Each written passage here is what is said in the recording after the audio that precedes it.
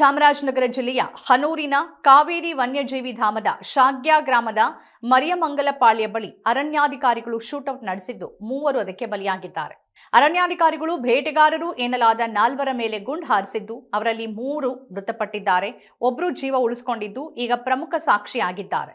ಮೊದಲು ನಾಪತ್ತೆಯಾಗಿದ್ದ ಇವರು ಪೊಲೀಸರ ಭಯ ಇದೆ ಅಂತಾನೂ ಹೇಳಿಕೆ ಕೊಟ್ಟಿದ್ದಾರೆ.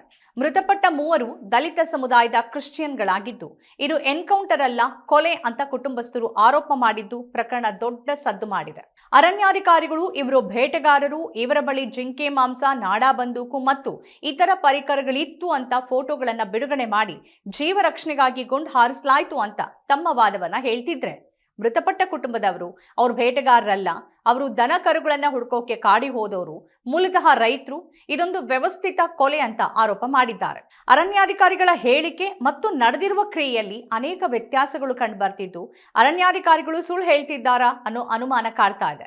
ಒಂದು ವೇಳೆ ಗುಂಡು ಹಾರಿಸುವ ಸಂದರ್ಭದಲ್ಲಿ ಕಾಲಿನ ಕೆಳಗೆ ಗುಂಡನ್ನು ಹಾರಿಸಬೇಕು. ಆದರೆ ಈಗ ಸತ್ತಿರುವ 3 ಜನರಿದ್ದಾರಲ್ಲ, ಅವ್ರ ಕುತ್ತಿಗೆ ಭಾಗಕ್ಕೆ ಹೇಗೆ ಗುಂಡು ತಗಲ್ತು ಅನ್ನೋದು ಪ್ರಶ್ನೆ. ಮೊದಲು ಗುಂಡು ಹಾರಿಸಿದವರು ಯಾರು ಅನ್ನೋದು ಕೂಡ ಬಹಳ ಮುಖ್ಯ.